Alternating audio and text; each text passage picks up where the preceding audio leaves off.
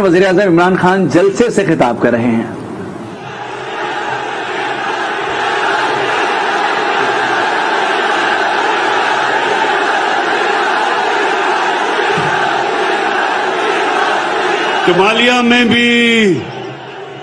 कमालिया में भी डीजल सस्ता हो गया है। बड़ा पैसा खर्च किया हमने डीजल और पेट्रोल को सस्ता करना। तो मैं सबसे पहले जनाब रियाज फतियाना साहब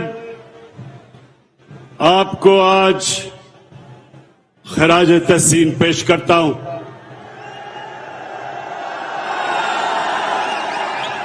माशाअल्लाह, मैं नहीं समझता था कि कमालिया में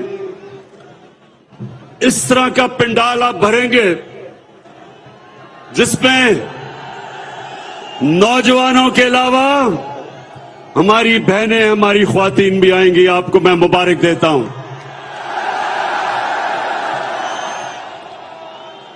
मैं अपने सारे मेंबर पार्लियामेंट, प्रोविंशियल और नेशनल असेंबली के, मैं अपने चीफ मिनिस्टर उस्मान बुज़दार आपको, गवर्नर साहब, चौधरी सरवर आपको और मेरे जितने भी मोअज़्ज़ज़ मेहमान हैं, मैं सबको आज मुबारक देता हूं इस बड़े बड़े बड़े जलसे पे।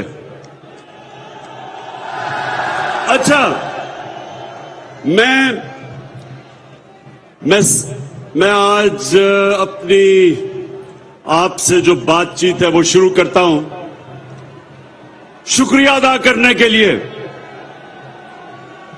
किसका शुक्रिया अदा करने के लिए? सबसे पहले आसिफ जरदारी, आपका शुक्रिया।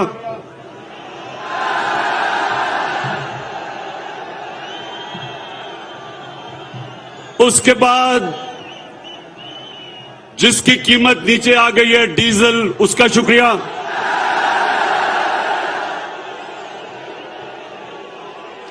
लेकिन सबसे ज्यादा मैं शुक्रिया अदा करना चाहता हूं जो पाकिस्तान का जूते पॉलिश करने वाला एक्सपर्ट, जूता देखता तो पॉलिश शुरू कर देता है, वो है मकसूद चपरासी वाला शहबाज शरीफ। मैं इन तीन का आज इसलिए शुक्रिया अदा करता हूं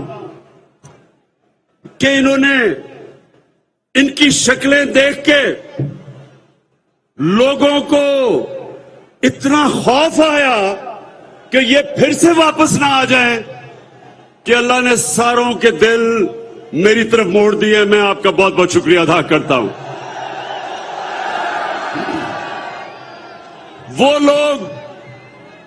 वो लोग हमारी पार्टी में जो 10 साल से सो गए थे, वो लोग जो तहरीक इंसाफ से दूर हो गए थे, वो ये 3 स्टूजेस की शक्लें देख के सब वापस आ गए। बहुत बहुत शुक्रिया आपका।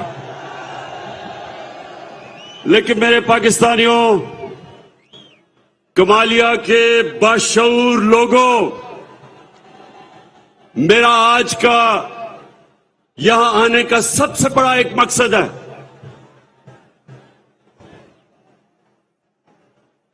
मैंने, नौजवानों, अब जरा मेरी बात गौर से आपने सुननी है कि मेरी जितनी उम्र है सारी दुनिया फेरा हूं मैं। कोई दुनिया का शायद ही मुल्क है जो मैं नहीं देखा। बरतानिया का जो सारा निजाम, उनकी जमहूरियत, उनका सारा एडमिनिस्ट्रेटिव सिस्टम, उस कौम का किरदार मैंने बड़े गौर से अंदर से देखा है। शायद ही पाकिस्तान में, बल्कि कोई पाकिस्तान में सियासतदान है ही नहीं ऐसा जो इतना, जिसका गौर से और अंदरूनी मुताला बरतानिया के सिस्टम का जो मेरा है। तो मैं जो आपको नौजवानों, क्योंकि नौजवान आप इस मुल्क का मुस्तकबिल है, तो जो मैं आपको पैगाम देना चाहता हूं वो ये कि जब तक एक कौम अच्छे की और बुरे की तमीज नहीं करती, वो कौम मर जाती है। मौलाना रूमी से किसी ने पूछा कि मौलाना साहब एक कौम कैसे मरती है, तो मौलाना रूमी ने कहा कि दो दरख्तों की मिसाल दी, एक बहुत खूबसूरत दरख्त खुशबूदार और एक बड़ा बदसूरत दरख्त। कहता इन दोनों दरख्तों के अंदर जब एक कौम फर्क करना खत्म हो जाता है, यानी कि अच्छे और बुरे की कौम तमीज खत्म करती है, मर जाती है। जो वो माशरा मैंने अंदर से देखा है, नौजवानों, जो माशरा मैंने देखा है, अल्लाह का हुक्म है कुरान में, बार बार अल्लाह ने हुक्म दिया कुरान में, अमर बिल मारूफ। उसका हुक्म यह है कौम को, हुकूमत को नहीं। हुकूमत को उसने कहा कि कानून की बालादस्ती कायम करो, इंसाफ दो, फलाई रियासत बनाओ, इंसानियत का निजाम लेके आओ, जो आपका कमजोर तबका उसकी मदद करो। लेकिन अवाम को अल्लाह ने हुक्म दिया है कि तुम अच्छाई के साथ खड़े हो और बुराई के खिलाफ जहाद लड़ो। अल्लाह ने इंसानों को ये सुने नौजवानों, जब आप अच्छाई देखते हैं, बुराई देखते हैं माशरे में,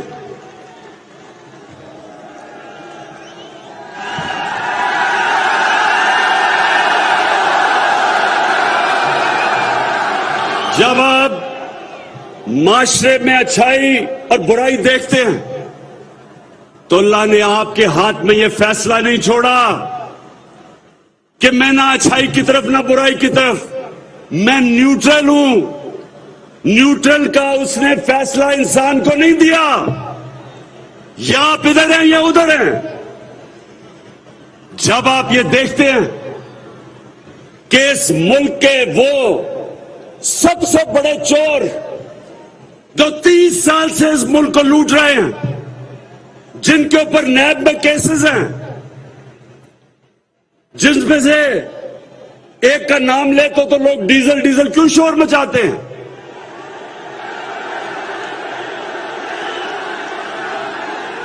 लोग इसलिए शोर मचाते हैं कि सियासत करते हो इस्लाम के नाम पे और अपना जमीर बेचते हो डीजल के परमिट के ऊपर। दूसरी तरफ इस मुल्क की बड़ी बीमारी जरदारी, अरबों रुपए के इसके ऊपर नैब में केसेस हैं। और कौन से केसेस हैं? फेक अकाउंट्स के, जाली अकाउंट्स, इन्होंने चोरी का पैसा जाली अकाउंट्स में डाल के बाहर भेजा। अरबों रुपए के केसेस पड़े हुए नैब में। और तीसरा, चेरी ब्लॉसम्स। आपको पता है चेरी ब्लॉसम ज्यादा, जूता ज्यादा चमकता है उससे। तो चेरी ब्लॉसम शरीफ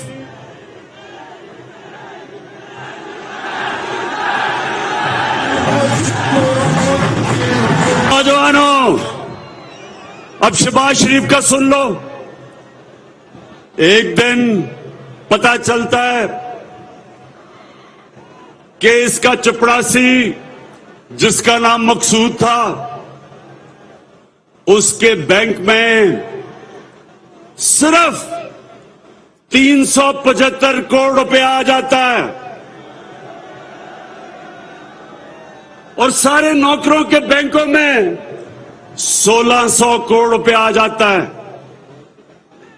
अब इसका केस लगा हुआ है, इसके केस का फैसला होना है। अभी तक बचता रहा है, कभी कमर में दर्द हो जाती है, कभी वकील नहीं आता, कभी जज को टाइम ले लेता है। इसको भी पता है कि इसका टाइम आने वाला है। इसको पता है कि अगर ये इमरान खान और थोड़ी देर चल गया तो शहबाज शरीफ ने जेल में जाना है। और फिर एक चौथा फनकार है। चौथा फनकार वो है, वो कौन है वो चौथा फनकार?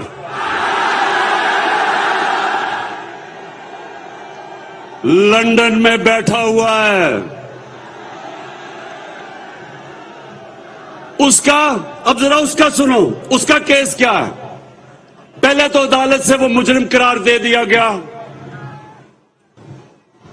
उसकी बेटी के नाम पे पैनामा पेपर के इंकशाफ में पता चला कि 4 बड़े बड़े अरबों रुपए के लंदन के सबसे महंगे इलाके में 4 बड़े बड़े महलात उसकी बेटी के नाम पे निकल आया। हमने तो नहीं निकाले, पैनामा पेपर के अंदर आ गया। अब उसका भी केस चल रहा है। तो ये सारे नैबज़दा इकट्ठे हुए, इन सारों ने मिलकर कहा कि देखो, पहले तो हमने सोचा था कि इमरान खान अभी गया, जब हमारा मुल्क आए तो दिवालिया निकला हुआ था। सारों ने कहा कि तुम मुल्क को निकाल ही नहीं सकता, वो मुल्क निकल गया। फिर कोरोना आ गया। जब कोरोना आया,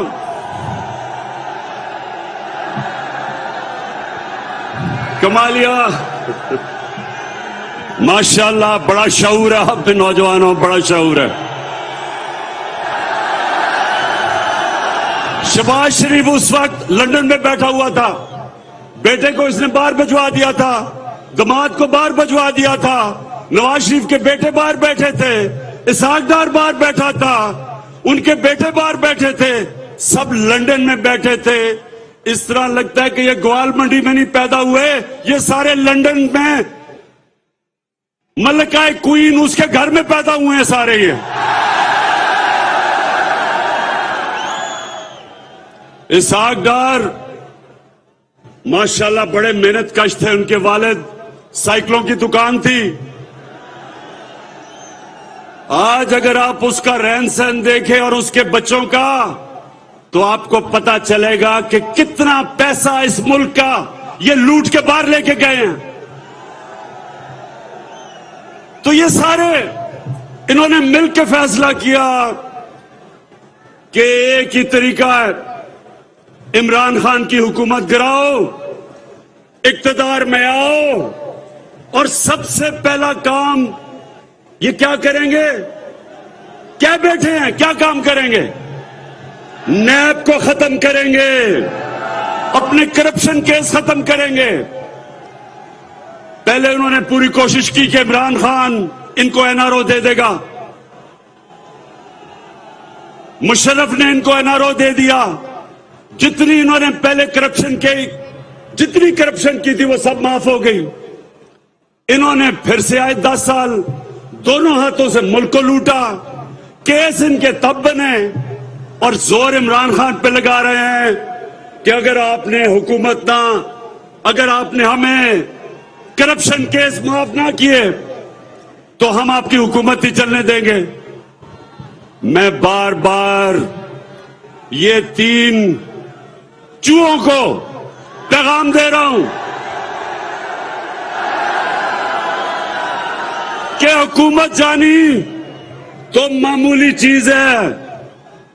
3 स्टूजेस, चूहे तो बड़ी चूहो,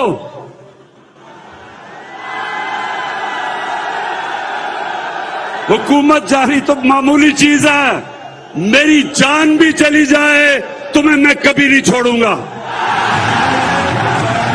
तो इनकी कोशिश क्या है? इनकी कोशिश है कि ये हुकूमत गिराएं, इक्तदार में आए नैब को खत्म करें, करप्शन केसेस खत्म हों, और जब भी करप्शन केसेस खत्म होंगे वो भगौड़ा जो लंदन बैठा है वो जल्दी जल्दी पाकिस्तान वापस आएगा। और वो वापस आके क्या करेगा? वो सबसे, ये सुन लो मेरी कौम, इसने करना क्या आके, ये नंबर 1 चीज क्या करेगा आके, ये आते साथ ही पहले इलेक्शन कमीशन तो इसके कंट्रोल में है, अखबारों के अंदर पैसा चलाएगा, लिफाफा सहाफत इसने शुरू की थी जब ये पहली दफा चीफ मिनिस्टर बना, इसने मीडिया को पैसा चलाना है, इलेक्शन कमीशन पहले इसके साथ है, इसने उसके बाद सुन लो ये उसके बाद ये पाकिस्तान की अदलिया के ऊपर हमला करेगा, क्योंकि जो करप्ट आदमी होता है वो कभी आजाद अदलिया को चलने नहीं देगा। ये वाहिद जमहूरियत के अंदर ये पहली दफा हुआ होगा कि डंडों से इन्होंने सुप्रीम कोर्ट के ऊपर हमला किया और सजाद अली शाह को भगाया और फिर ब्रीफ केस दिए जजेस को। इसकी पुरानी आदत, ये सुना जरा, मैं नौजवानों आपको बताऊं, क्योंकि मैं तो नवाज शरीफ को तब जानता था जब बेचारा पूरी कोशिश कर रहा था क्रिकेट खेलने की,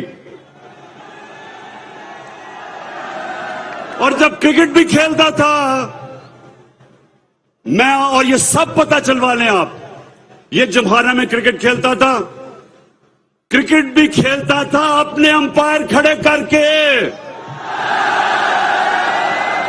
एक अंपायर चीफ सेक्रेटरी होता था, दूसरा अंपायर लाहौर का कमिश्नर होता था, और उधर भी रोंदी मारता था, आउट हो जाता था अंपायर, नॉट आउट दे देते थे। ये कभी कोई मैच अंपायर को मिला के नहीं खेला आज तक। उसके बाद इसने सहाफत पे पैसा चलाया, इसने जजेस खरीदे, इसने लाहौर के एलडीए के प्लॉट्स दे के जजेस को खरीदा, इसने छांगा मांगा की सियासत शुरू की, मेंबर ऑफ पार्लियामेंट की कीमत लगाई, उनको छांगा मांगा के रेस्ट हाउस में बंद किया। इसलिए बंद किया कि दूसरी तरफ भी बोली लग रही थी। यानी भेड़ बकरियों की तरह पहली दफा पाकिस्तान के सियासतदानों ने अपने आप को बेचना शुरू किया। ये नवाज शरीफ ने शुरू किया, तो ये अब आएगा, ये अदलिया के ऊपर हमला करेगा। अभी से ये अदलिया को तकसीम कर रहा है, अभी से सुप्रीम कोर्ट के अंदर जजेस को अपने साथ मिला रहा है। ये कभी आजाद अदलिया को चलने नहीं देगा, क्योंकि इसने अपने केसेस खत्म करने हैं। और फिर ये सुन लो, जो अगला हमला करेगा, ये इसका अगला हमला होगा पाकिस्तान की फौज के ऊपर। अभी तक जितने भी आर्मी चीफ आए हैं, सबके साथ इसके इख्तलाफात हुए। खुद पहले आर्मी चीफ बनाता है, उससे इख्तलाफ क्यों होता है? अब मुझे बताओ नौजवानों, क्यों इसका आर्मी चीफ के साथ इख्तलाफ होते हैं? इसलिए कि आर्मी के पास जो एजेंसीज हैं, उनको सबसे पहले पता चल जाता है इसकी चोरी का, और ये कंट्रोल करना चाहता है। बाकी इदारे कंट्रोल कर चुका होता है, फौज से इसको डर होता है, फिर इसकी पूरी कोशिश होती है फौज को कंट्रोल करने की। फिर इसका इख्तलाफ होते हैं आर्मी के चीफ के साथ, और फिर ये छुप छुप के पिछले दौर में नरेंद्र मोदी से मिल रहा था। बरकत दत्त अपनी किताब में लिखती है कि नेपाल में जनाब नरेंद्र मोदी और नवाज शरीफ छुप छुप के मिल रहे थे, जैसे कि कोई रोमांस चल रहा है इनके बीच में। और वहां वो लिखती है अपनी किताब में कि छुप के क्यों मिल रहे थे, क्योंकि नवाज शरीफ को अपनी फौज से डर लग रहा था। तो कमालिया और मेरे पाकिस्तान के लोग जो आप देख रहे हो, ये जो डॉन लीग्स थी वो क्या थी? हिंदुस्तान को पैगाम पहुंचा रहे जी कि मैं तो दोस्ती करना चाहता हूं, फौज नहीं मानती। उधर से जरदारी, उसने क्या किया? मेमो गेट क्या था? हुसैन हक्कानी उसका एम्बेसडर अमेरिकनों को कहता है कि जनाब आसिफ जरदारी को पाकिस्तानी फौज से बचा लो। ये हैं वो लोग जो अपने पैसे के गुलाम हैं। ये कभी आपके लिए आजाद फॉरेन पॉलिसी नहीं बना सकते। शहबाज शरीफ ने जब कहा कि पहले तो उसने कहा कि जी इमरान खान को यूरोपियन यूनियन के एम्बेसडर्स की तनकीद नहीं करनी चाहिए थी। क्यों नहीं करनी चाहिए थी शहबाज शरीफ? उन्होंने प्रोटोकॉल तोड़ा था। कभी भी एम्बेसडर्स इस तरह की स्टेटमेंट नहीं देते। और दूसरी चीज, जो यूरोपियन यूनियन की काउंसिल का प्रेसिडेंट, उसने मुझे कॉल किया। उसने कहा इमरान खान, हम तुम्हारी मदद चाहते हैं कि रूस की और जो यूक्रेन की लड़ाई है, तुम्हारी तरह के लीडर हम चाहते हैं जो बीच में पड़ के अमन लेके आए। शहबाज शरीफ जूते पॉलिश करने वालों को ये नहीं पूछते, लोग उनकी इज्जत नहीं करते। और फिर शहबाज शरीफ ने कहा एब्सोल्युटली नॉट, इमरान खान को नहीं कहना चाहिए था। बताया आप, इमरान खान को कहना चाहिए था या नहीं? शहबाज शरीफ एब्सोल्युटली नॉट क्यों कहा था इमरान खान ने? क्योंकि हमने अमेरिका की जंग में शिरकत की, उनको अपने बेसिस दिए। उन्होंने यहां से जब जंग की अफगानिस्तान में, हम शरीक हो गए। 80,000 पाकिस्तानी उन्होंने अपनी जान की कुर्बानी दी। हमारा कबाली इलाका उजड़ गया। कभी पूछें कबाली इलाके के लोगों से कि उनके ऊपर किस किस्म की क़यामत आई। 35 लाख लोगों ने नकल मकानी की उस जंग में हमने जब शिरकत की। उन लोगों से पूछे जिन्होंने नकल मकानी की थी। ज़कात देने वाले एकदम ज़कात लेने वाले बन गए।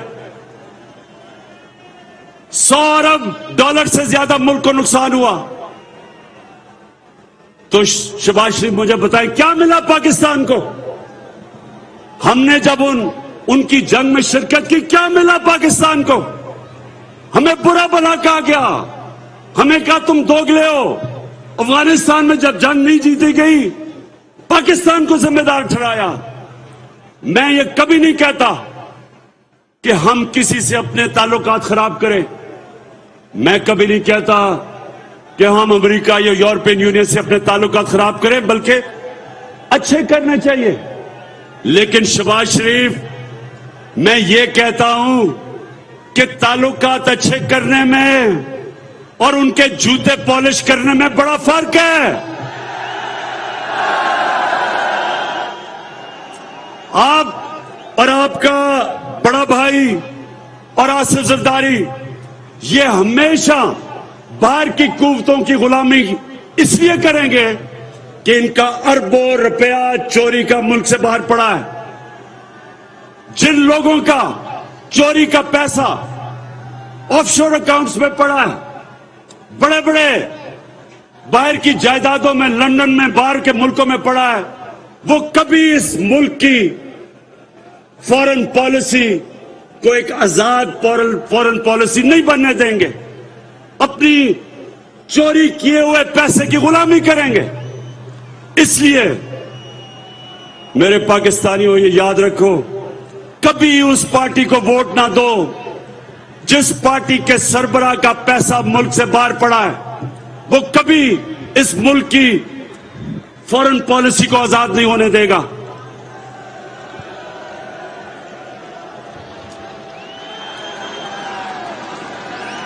और दूसरी चीज, नौजवानों, अब दूसरी चीज, ये चोरों का डोला क्यों इकट्ठा हो गया?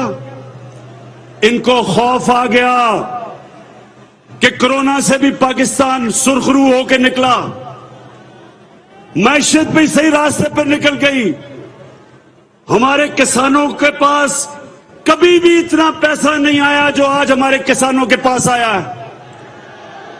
कभी फसलों में इतना पैसा नहीं था, कभी पैदावार इतनी नहीं थी जो हमारे जमाने में। सारे बर्रे सगीर में अभी रिपोर्ट निकली है कि सारे बर्रे सगीर में सबसे कम बेरोजगारी पाकिस्तान में है। हम सबसे आगे हैं रोजगार में।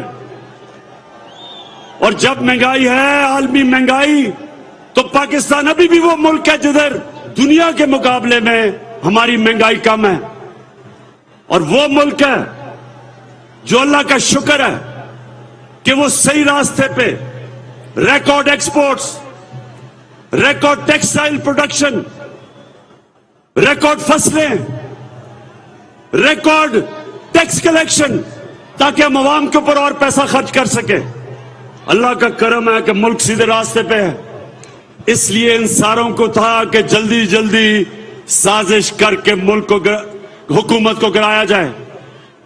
मैं कल 27 तारीख को मैं सारे अपने पाकिस्तानियों को आज पैगाम देता हूं कि आपने सबने इस्लामाबाद पहुंचना है।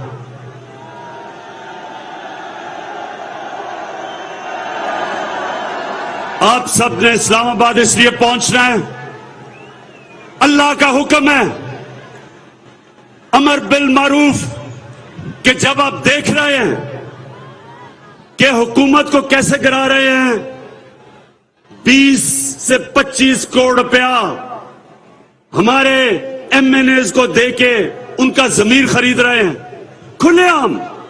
जब आपको पता है कि चोरी के पैसे से एक हुकूमत को गिरा रहे हैं मुल्क के सबसे बड़े डाकू, तो सारी कौम पे अल्लाह फर्ज कर देता है कि आप बुराई के खिलाफ खड़े हो, बदी के खिलाफ जहाद लड़े और अच्छाई के साथ खड़े हो, और उन लोगों के साथ खड़े हो जो आप समझते हैं कि इस मुल्क के अंदर इस चोरी और डकैती और डाकुओं और मुजरमों के खिलाफ जो जंग लड़ रहे हैं, सारी कौम पे फर्ज है कि वो हमारे साथ खड़े और इस्लामाबाद सब निकले। और 27 तारीख को मैं अपनी सारी कौम को देखना चाहता हूं वहां, यानी कि कल जल्दी आना, क्योंकि ये पाकिस्तान में एक ऐसा फैसला कुन दिन होगा, ये एक ऐसा दिन होगा कि मैं आज आप सबके सामने पेशन गोई कर रहा हूं कि पाकिस्तान की तारीख का सबसे बड़ा अवाम का समुंदर निकलेगा राय हक के ऊपर खड़े होने के लिए और इन मुजरिमों को यह बताने के लिए